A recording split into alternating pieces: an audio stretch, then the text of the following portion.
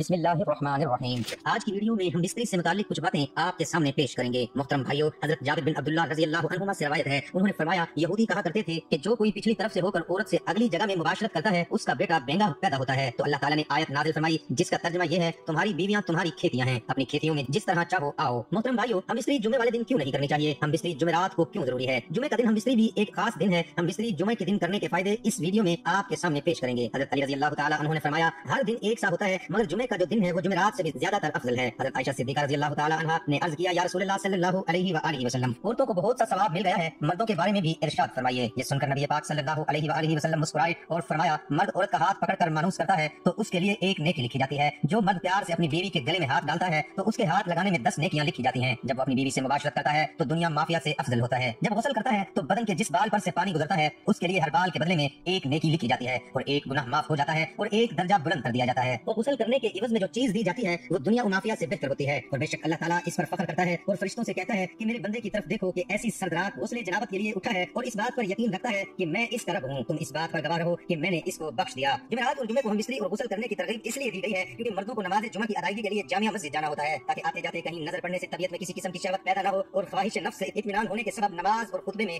دل جمی حاصل ہو جائے۔ حدیث نبی صلی اللہ علیہ وآلہ وسلم ہے کہ مرد کا اپنی بیوی کے ساتھ اکٹھے ایک بستر میں سونا افضل ہے۔ یہ کہ کسی ایک کو عذر ہو اس لیے کہ مقصد ہم بستری کرنا نہیں بلکہ مقصد بیوی کے دل کو خوش کرنا ہے۔ بیوی کے دل کو خوش کرنے کے لیے ایام کے دنوں میں بھی اس کے قریب ہو جانا گویا انبیاء علیہ السلام کی سنت ہے۔ بیوی سے ہم بستری یعنی جماع کے لیے دن کی نسبت رات کا وقت زیادہ اچھا ہے اور اسلامی مہینوں کے پہلے 15ویں اور آخری رات کے علاوہ بقیہ راتوں میں ہم بستری کرنا چاہے کیونکہ روایات سے معلوم ہوتا ہے کہ ان راتوں میں شیاطین زمین پر زیادہ پھیلتے ہیں۔ اور ہفتے کے اعتبار سے جمعے کی شب میں بعض فقہاء نے جمع یعنی ہم بستری کو مستحب لکھا ہے اور شب میں بھی شروع حصے کی بنسبت شب کا آخری حصہ زیادہ مناسب ہے کہ رات کے حصوں میں سو لیا جائے تاکہ دن بھر کی تھکن سے راحت ملے اور مکمل سکون حاصل ہو۔ اور ایک فائدہ یہ بھی ہے کہ رات کا تھوڑا سا حصہ ہی جنابت یعنی ناپاکی میں گزرے گا، البتہ رات کا اتنا آخری حصہ بھی نہ ہو کہ پھر دوبارہ آرام کا وقت نہ رہے، کچھ دیر اس کے بعد بھی آرام کر لینا چاہیے۔ جب خاوند کو اپنی بیوی کے پاس آنے کی حاجت ہو تو اس کا طریقہ یہ ہے کہ بیوی کے ساتھ کمرے میں اس وقت اور کوئی نہ ہو، حتیٰ کہ شیر خوار بچہ بھی نہ ہو۔ وہاں اگر بچہ سویا ہوا ہو تو کوئی مذائقہ نہیں، شریعت نے میاں بیوی کو اختیار دیا ہے کہ وہ دن میں یا رات میں کسی بھی حصے میں مباشرت یا ہم بستری کو سر انجام دے سکتے ہیں۔ شرعی تقاضا یہ بھی ہے کہ جس قسم کی محبت کی توقع مرد اپنی سے کرتا ہے اسی طرح کی توقع بیوی بھی اپنے شوہر سے کرتی ہے۔ اخلاقی طور پر یہ مناسب نہیں کہ شوہر اچانک آئے اور اپنا مطلب نکال کر یعنی ہم بستر ہو کر جمع کر کے چلا جائے کہ بیوی بدستور تشنا رہے گی جس سے اس کی تشویش اور حیرانگی لاحق ہوگی، لیکن اگر اس ازواجی ملاپ کو بخوبی سر انجام دیا جائے تو بیوی کے لیے بھی یہ مرحلہ آسان ہوگا۔ خاوند کو چاہیے جب وہ اپنی ضرورت پوری کر لے تو بیوی کے پاس سے فوراً نہ ہٹے کیونکہ اس سے بھی بیوی کی تشویش لاحق ہوتی ہے، بلکہ مرد اس کے بعد بیوی کے ساتھ تادیر موجود رہے تاحال کہ یقین ہو جائے کہ بیوی کی حاجت بھی پوری ہو چکی ہے اور مرد کا بھی ساتھ موجود ہے۔ حضرت ابو ہریرہ رضی اللہ عنہ سے روایت ہے کہ رسول اللہ صلی اللہ علیہ وآلہ وسلم نے فرمایا جس نے حیض والی عورت سے مباشرت صحبت کی یا عورت کی دبر میں مباشرت صحبت کی یا کسی کاہن کے پاس گیا اور اسے غیبی معلومات کے بارے میں کچھ پوچھا اور اس کی کہی ہوئی بات کو سچ مان لیا تو اس نے محمد صلی اللہ علیہ وآلہ وسلم پر نازل کی جانے والی چیز کے ساتھ کفر کیا۔ حضرت عبداللہ بن عباس رضی اللہ عنہ سے روایت ہے کہ انہوں نے فرمایا جب کوئی شخص حیض کی حالت میں بیوی سے مباشرت صحبت کر لیتا ہے تو نبی صلی اللہ علیہ وآلہ وسلم اسے آدھا دینار صدقہ کرنے کا حکم دیتے ہیں۔ دعا ہے کہ اللہ تعالیٰ میرا سنانا آپ کا سننا اپنی بارگاہ الہی میں قبول اور منظور فرمائے، آمین ثم آمین۔